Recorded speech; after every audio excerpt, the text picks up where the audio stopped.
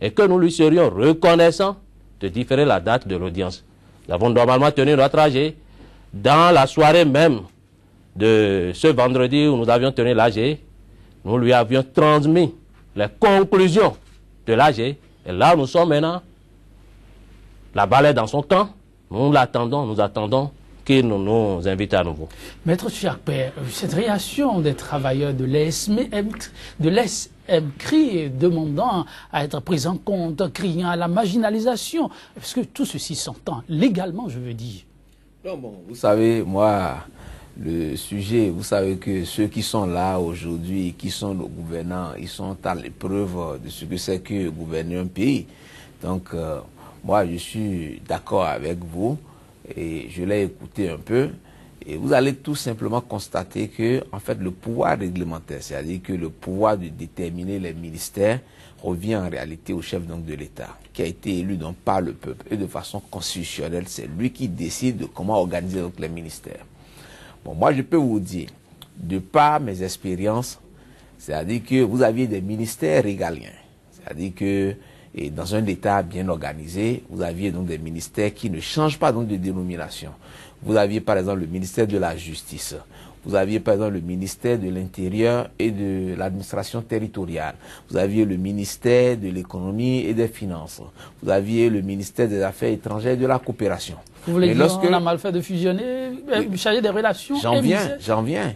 Mais lorsque vous décidez donc de gouverner, vous décidez donc de faire des économies pour l'État et que vous ne faites pas attention, en allant mettre dans nos États, il y a donc des difficultés où un ministère régalien, qui est également celui des relations avec les institutions, qui est un grand ministère, surtout dans nos États africains, quand vous vous permettez d'aller mettre deux ministères et d'une grande importance ensemble, je crois que c'est le moment donc de constater que vous n'aviez pas su faire les choix judicieux qu'il fallait donc faire pour pouvoir donc avancer dans nos États.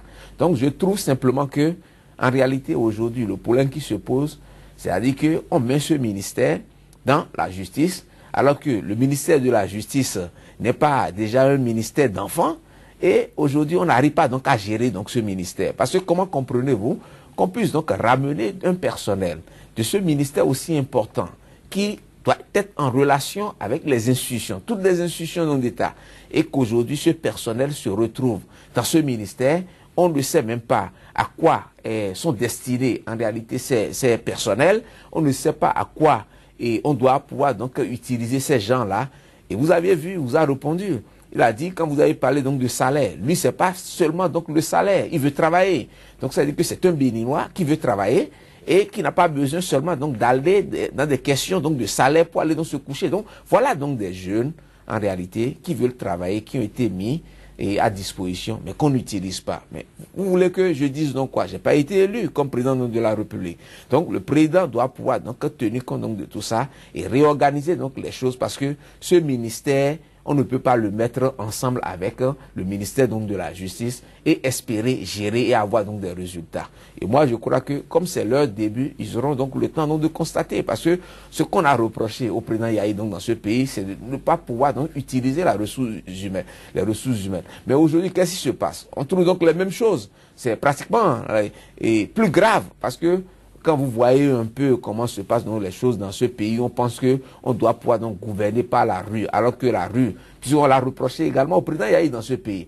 Et on pense qu'on doit aller donc faire la politique et aller dans la rue. Je pense que... Vous trouvez que la politique s'est limitée à ce niveau? Vous savez, je vous dis quelque chose, on parle donc de 100 jours, on parlera bientôt donc des 60 mois, parce que 5 ans ça fait 60 mois et c'est pas beaucoup. Donc ça veut dire que quand vous prenez un départ qui ne marche pas, et je l'avais dit ici quand le président Yahi avait pris le pouvoir en 2006, j'étais le premier à sortir pour dire, écoutez, c'est un mauvais donc départ, personne ne m'avait écouté dans ce pays, vous n'avez pas le droit d'arrêter dans l'illégalité. Fabon à l'époque, je l'avais dit, personne n'avait voulu donc m'écouter. J'ai dit, les hauts gradés donc de la police, pour faire une procédure contre eux, il y a donc des règles qu'il faut suivre, personne n'a voulu, et à la fin, tous ceux-là qui se sont tués dans le pays ont fini donc par décrier et qui ont supporté ce régime. Vous n'êtes pas trop pessimiste pour ce qui se fait actuellement? Non, en 100 jours, il y a quand même de grands signaux. Non, je vais vous dire quelque chose. Lorsque vous rentrez donc, vous prenez donc le pouvoir, vous aviez donc les courtisans, vous aviez donc la belle famille qui est à côté, vous aviez donc des amis, vous aviez tout le monde. Et parmi tout ce monde, il faudrait que vous saviez donc avoir la lucidité, vous puissiez donc avoir la lucidité pour savoir donc distinguer. Donc tout le monde a envie donc de vous élever, tout le monde, on vous trouve beau, on vous trouve très très joli partout. Donc vous deviez faire attention à tout ça parce que quand vous ne faites pas attention, c'est le chaos qui l'emporte. Moi, je dis aujourd'hui que quand tout le monde pense que tout est déjà beau en 100 jours, moi je crois que ce n'est pas le moment donc de critiquer, mais je dis il y a encore beaucoup donc de choses à faire et que rien n'est encore donc fait. Aujourd'hui, il faut qu'on puisse donc faire travailler donc ces jeunes-là et essayer donc de revoir si c'est un remaniement technique. Okay. Vous savez, moi je vais vous dire, il y a des gens qui ont exposé leur vie dans ce pays pour qu'on en arrive là où ils en sont aujourd'hui. Et moi, si j'avais été le président de la République, moi le premier que j'aurais nommé dans ce pays pour pouvoir donc me redresser, c'est Candidat Zanaï. Parce que voilà quelqu'un qui sait beaucoup, mais bien sûr comme Premier ministre pour coordonner donc tout ça. Parce que voilà quelqu'un qui n'aime pas l'injustice. Voilà quelqu'un quand vous le... Il faut bien analyser l'individu qui s'est bien battu. Il n'aime pas l'illégalité, etc. Mais aujourd'hui, quand on vient donc dans un mélange vous complètement... Vous semblez dire qu'à la justice, il y a déjà l'illégalité. Mais bien sûr, partout. Mais regardez même l'annulation dans des concours. On y reviendra. On sanctionne, mais pas de cette façon. Aujourd'hui, ce qui se passe à votre niveau, pour ce que vous avez cité là, il n'y a pas en fait péril à la demeure. N'est-ce pas vous qui êtes un peu pressé? L'avocat l'a dit tout à l'heure, ce n'est que 100 jours. Vous réclamez quoi? Vous avez un local, vous avez votre salaire. Où est le problème en fait? C'est vrai, 100 jours, c'est pas beaucoup, mais ce n'est pas rien non plus. C'est important. Si un gouvernement veut faire du sérieux, déjà, dès les tout premiers jours, on le sait. Je suis totalement en phase avec l'analyse de Maître Tchakpé. Et cela me met à l'aise. Cela veut dire que la lutte que nous menons actuellement au sein du ministère de la Justice, elle ne manque pas de pertinence. On ne fusionne pas des ministères pour le simple plaisir de le faire ou simplement pour respecter une promesse électorale. Le ministère de la Justice et le ministère chargé des relations avec les institutions, leurs missions ne sont pas compatibles. Comment? Leurs missions ne sont pas compatibles. Et les gens n'ont qu'à aller interroger l'histoire. Ce n'est pas la première fois que le ministère, le MCRI, est adressé au ministère de la Justice. Cela était déjà intervenu en 2006, notamment à la faveur de la formation du tout premier gouvernement du régime de feu. Oui, on a dû faire un rétro-pédalage. Voilà. Ben, c'était sous le ministre, comment il s'appelle, Abraham Zizirokwe, excusez. Mais après avoir fait l'expérience pendant quelques semaines, quelques mois, il a eu l'honnêteté intellectuelle de reconnaître que les deux missions n'étaient pas compatibles et demander en conséquence au chef de l'État de le décharger de ce volet-là. Ce qui a été fait 1 an plus tard et le MCRI était revenu. Avant moi, les députés avaient déjà haussé le ton à l'Assemblée nationale parce que c'est pas évident que le ministre de la Justice, le ministre Diogbenou, puisse s'occuper totalement des affaires, des questions du ministère de la Justice et avoir le temps nécessaire qu'il faut pour aller travailler dans les commissions à l'Assemblée nationale, aller rester imprégné à l'Assemblée nationale, aller introduire les autres membres du gouvernement pour des séances à l'Assemblée nationale. Ce n'est pas évident. Donc on ne fusionne pas pour fusionner. Les gens, lorsqu'ils ont pris le pouvoir, c'est pas que je suis un comment on appelle, talon. Bien au contraire, l'avènement du régime de la rupture n'a pas été sans nous les travailleurs. Nous savons de quoi nous parlons. Cela n'a pas été sans nous les travailleurs. Donc, je ne suis pas un anti-talon. Mais il faut dire les choses telles qu'elles sont. Les gens, lorsqu'ils ont pris le pouvoir, n'ont pas fait l'état des lieux. Ils étaient simplement mus par le souci de respecter une promesse électorale, à savoir réduire la taille du gouvernement. Aujourd'hui, c'est ce qui nous a conduit. Christian Dagba, tout au moins, à ce que nous apprenons, vous êtes là peut-être pour apporter plus de précision. Votre ministère, certes, on a fait une fusion, mais aujourd'hui, à vous seul, il paraîtrait que vous avez au moins 4 départements dans l'enceinte, 4 sessions. dans l'enceinte du ministère. Avec ça, vous pouvez vous réorganiser et donner plus de visibilité, tout au moins, à votre ministère défunt, non? D'abord, je rectifie. Je rectifie quand vous... C'est de l'intoxication? En tout cas, ça peut être apprécié diversement.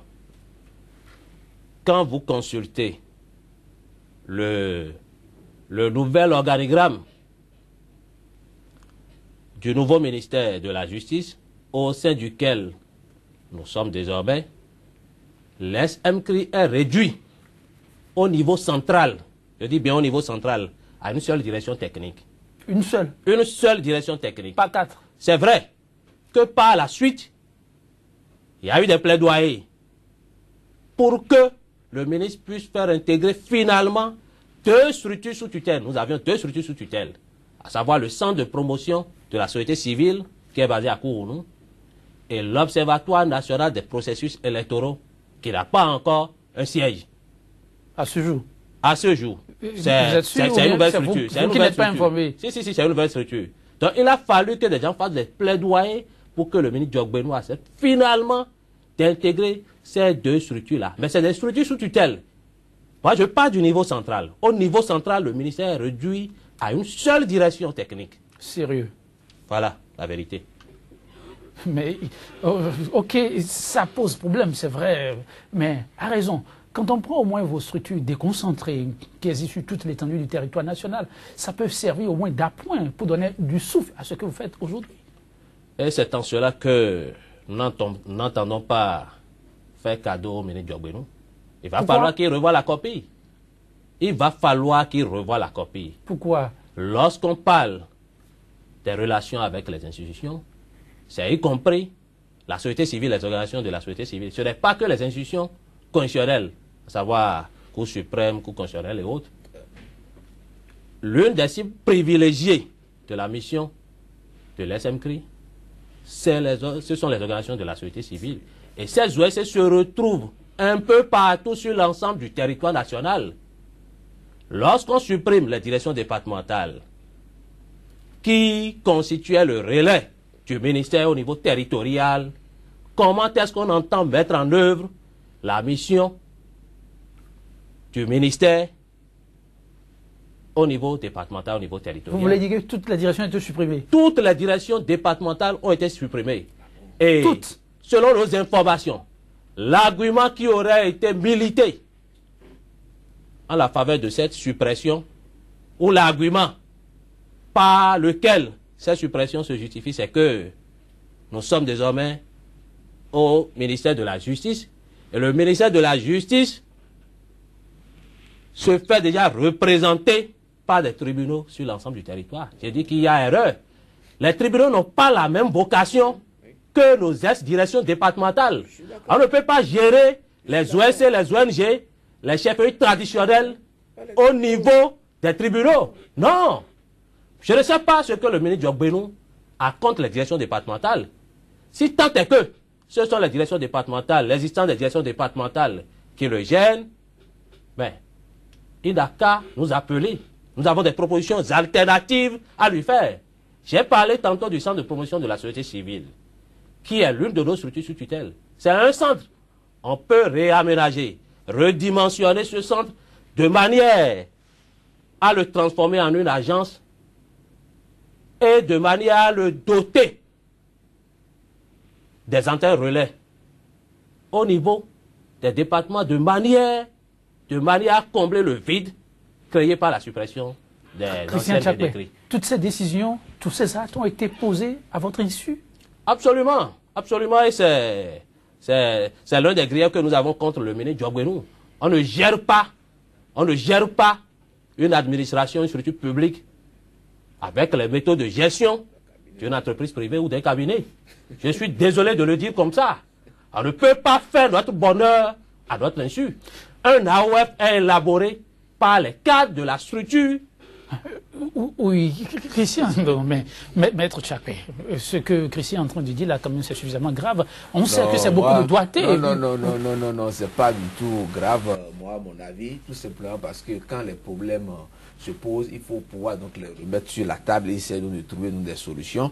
Moi, je crois que ces problèmes, on aurait pu débattre de ces problèmes déjà dans ces ministères avant donc de laisser les gens sortir. Donc, moi, je trouve aujourd'hui qu'il est en train de poser des problèmes sérieux. Et moi, vous savez, moi, j'exprime donc des inquiétudes. Parce que, à vouloir chercher à être partout, et dans ce pays, où personne ne veut réellement donc rester dans son rôle, et on pense qu'on peut donc tout faire, moi, je peux vous dire, je crains que d'ici là, qu'il y ait donc des gens qui puissent donc encore partir donc du pays. Parce que... partie du pays. Mais bien sûr, parce qu'il aura tellement donc de problèmes à régler dans ce pays, il aura tellement donc de problèmes à régler et personne n'aurait pu apporter donc de solutions. Et n'oubliez pas, parce que quand les gens disent que c'est le peuple qui veut, alors qu'au même moment on dit qu'il ne faut pas gouverner donc par la rue, etc. Moi je peux vous dire quelque chose au Bénin. Toutes les élections au Bénin, si vous faites beaucoup attention, ont été donc des élections donc de rejet. C'est pas qu'on veut quelqu'un qu'on a même pour venir donc travailler, mais qu'on l'utilise pour chasser donc l'autre. Ça a été toujours donc comme ça. Et quand vous vous retrouvez donc dans des situations comme ça et que vous prenez donc le pouvoir, vous devez beaucoup faire attention et essayer même d'écouter. Ce que moi j'avais reproché ici, en réalité au régime donc de Yahi à son départ en 2006, et moi je continue toujours donc de le dire, c'est quoi? C'est-à-dire vous savez que quand vous prenez donc le pouvoir ou la politique, en fait la politique se résume à deux actes, c'est-à-dire la conquête et l'exercice donc du pouvoir. Or, vous savez que par expérience et par les règles politiques, c'est que vous ne pouvez jamais, en réalité, exercer un pouvoir avec des gens qui ne vous ont pas aidé à le conquérir, ou bien des gens qui vous ont combattu à un moment donné. Donc, partant donc de là, lorsque vous vous retrouvez dans une telle situation que vous tombez donc dans ces erreurs-là, ce qui est sûr, c'est que le chaos vous attend à la fin. Donc, moi, je trouve aujourd'hui que le président de la République, moi, je sais qu'il est assez intelligent et il doit pouvoir maintenant donc écouter ceux qui sont donc autour et essayer donc de voir ce que lui doit poser, parce que 60 mois, c'est pas beaucoup. Essaye donc de voir ce que lui va poser comme acte, ce qu'il va faire pour essayer donc de rehausser en réalité donc son image dans le peuple, ce peuple qui a voulu qu'il soit aujourd'hui donc à la tête de l'État. Le problème qui se pose actuellement ne le concerne pas, c'est le garde des Sceaux, votre collègue. Oui, mais je dis, moi je ne veux pas. Un ministre n'est pas représentatif, moi, à mon avis. Parce que je l'ai donc déjà dit d'entrée au jeu, qui a le pouvoir réglementaire, qui, de point de vue constitutionnel, doit répondre devant les Béninois et qui doit pouvoir donc monter les ministères et décider donc de son gouvernement. C'est le chef donc de l'État. Donc moi, je ne vois pas donc les ministres. Vous savez, moi, je peux vous dire, moi, dans ce pays, quand vous n'êtes pas prêt pour quelque chose, il ne faut pas aller donc le faire. Moi, je me rappelle... Qui n'est pas prêt? Je dis, quand vous n'êtes pas prêt dans ce pays, faut pas aller donc le faire. Moi, je me rappelle, en 2007 ici, en 2012, on m'avait appelé pour aller au gouvernement. J'étais pas prêt. Mais on a trouvé que c'était quand même bizarre qu'on demande à quelqu'un d'aller au gouvernement parce que je ne sais pas ce que j'irai donc de l'autre côté alors que je n'ai peut-être pas l'expérience d'aller donc le faire. Donc aujourd'hui, le tout, c'est pas donc d'avoir donc les titres, c'est pas donc de s'arroger donc les ministères. Je crois qu'il faut attendre un travail et voilà ce qu'on est en train donc de dire. Et maintenant, ce régime est à l'épreuve aujourd'hui donc de la gestion donc de l'État. Ce que c'est que gérer donc l'État, c'est pas facile. Ils sont en face donc de ça. Nous on veut qu'ils apportent donc des solutions. Et moi je voudrais qu'ils apportent donc une solution par rapport au problème posé par M. Dagba. Parce que quand vous prenez tout ce que M. Dagba vient donc de dire, regardez comment on va gérer les chefferies traditionnelles dans les tribunaux. On veut aller faire quoi donc là-bas encore? C'est pour encore davantage politiser donc la justice. C'est pour davantage donc compliquer la justice, le fonctionnement donc de la justice, qui n'est pas... Vous savez que le ministère de la Justice, c'est pas facile, hein? Ah, mais il faut aller demander à certains ministres. Certains ministres dans ce pays ont voulu même prendre leur voiture pour écraser donc le personnel. Ça n'a pas empêché donc de faire partie ce ministre en moins donc d'un mois. Donc c'est pour vous dire quoi? C'est pour vous dire que c'est déjà un ministère délicat et aller maintenant mettre d'autres choses à l'intérieur où on aura donc des gens à gérer. C'est-à-dire que quand vous prenez la chefferie traditionnelle dont on parle aujourd'hui, c'est des gens... Ils veulent également avoir leur statut. Ils veulent également avoir leur parcelle donc de pouvoir. Ils traitent également donc des communautés. Mais vous semblez oublier que le garde des Sceaux, c'est quelqu'un qui connaît la maison. Et il a l'avantage de maîtriser son environnement. Et donc d'avoir un peu de temps pour aller sur ce terrain. Écoutez, les affectations seraient actuellement donc en cours au niveau donc de la justice. S'il connaît donc la maison, il n'a qu'à faire donc les affectations. Il n'a qu'à faire donc les affectations. Vous connaissez ce que c'est que donc la justice? Vous ne voyez pas donc déjà l'UNAMAM? Regardez l'UNAMAM. L'UNAMAM a crié dans ce pays. Je faisais partie à un moment où la tension était telle que le chef donc de l'État Yahya Boni ne pouvait même pas donc les rencontrer, eux-mêmes ne pouvaient pas rencontrer Yahya Boni. C'était moi qui avais amené le bureau donc de l'UNAMAM pour aller faire la paix au palais donc de la justice. Et ces gens, ils avaient posé donc des problèmes. J'étais tellement donc très sûr parce que j'ai dit quelque chose au président de la République Yahya Boni à l'époque. Je dis il y a deux choses. Voilà donc des jeunes aujourd'hui qui ont moins en carrière, moins donc de 10 ans, 15 ans pratiquement. Ils constituent au moins 80% de ce personnel. C'est-à-dire que si on veut avoir une justice sérieuse au Bénin et une justice d'avenir, de développement, on est obligé donc vous êtes obligé de composer avec eux. Et qu'est-ce que ces gens-là donc ont dit? Ils ont dit, on ne peut pas avoir donc des tests et faire donc des nominations en violation donc de ces tests. Ils ont dit, voilà comment se présente dans la réglementation, etc. Le président Yahya Boni à l'époque avait tout accepté parce qu'il ne pouvait pas dire mot, parce qu'il a trouvé que le bureau de l'UNAMAM avait parfaitement donc raison. Mais dans les faits et dans la pratique, vous n'avez pas vu que certains en allant tout le temps donc lui parler, ça c'est tel opérateur économique qui est derrière, alors que les gens ils étaient donc des gens...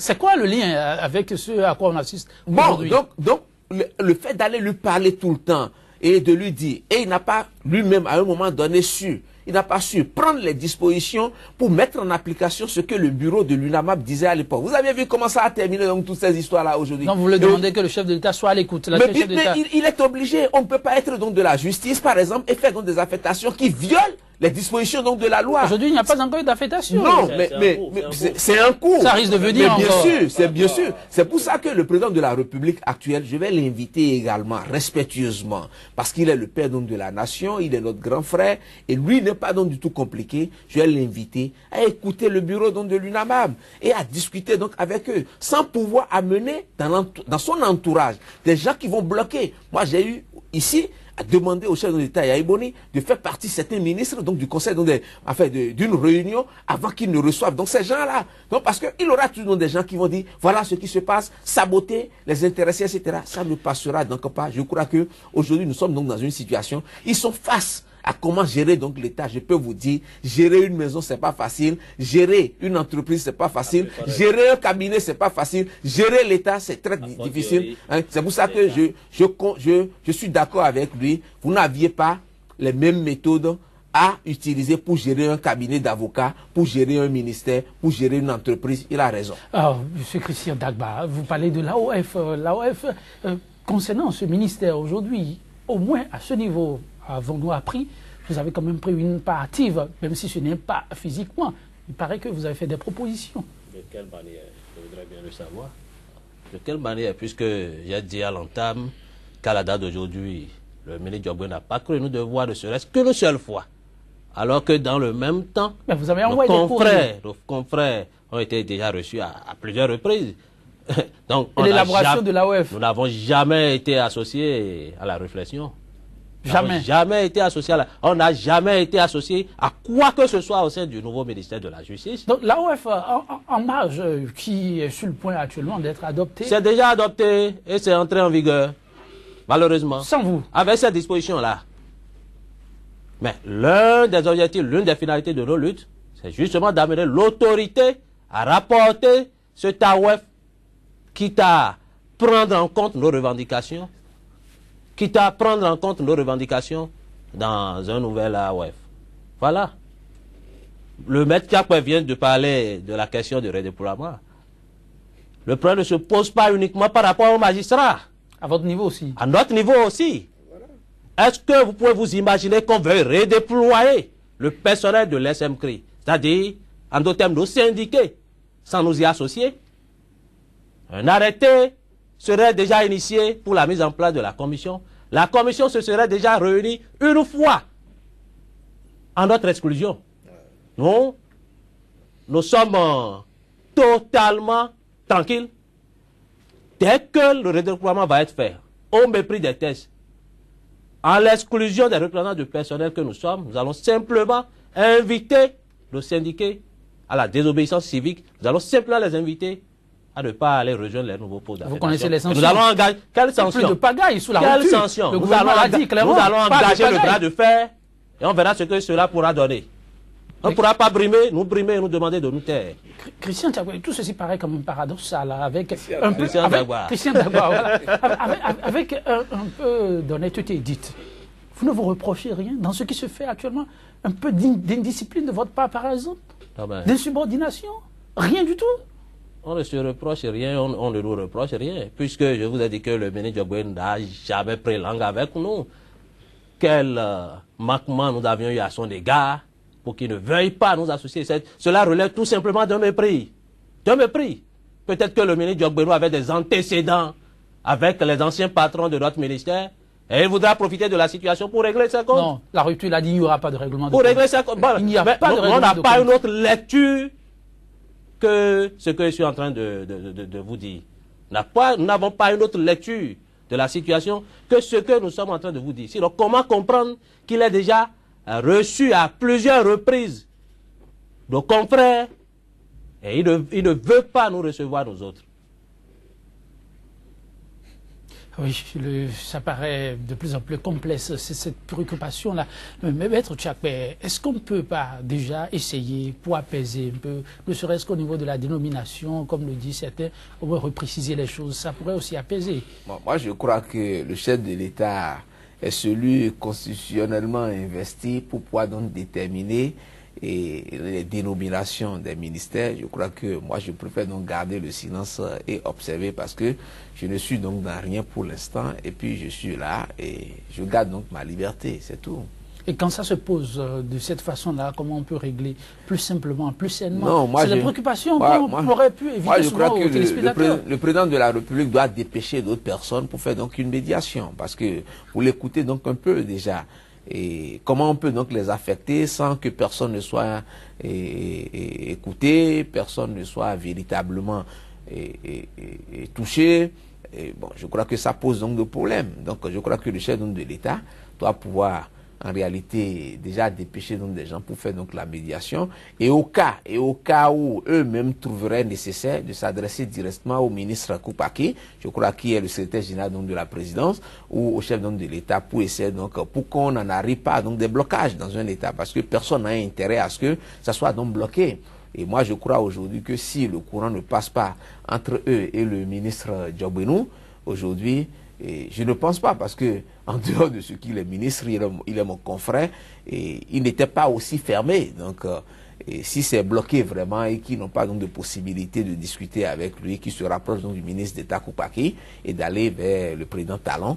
Et moi, je crois que ces deux pourront également donc les écouter. Voilà, donc, une piste de réflexion à scruter. J'ai pris bonne note des conseils des suggestions de Maître Tchakpé et je crois que nous-mêmes, au niveau du bureau syndical, nous avions réfléchi déjà dans ce sens.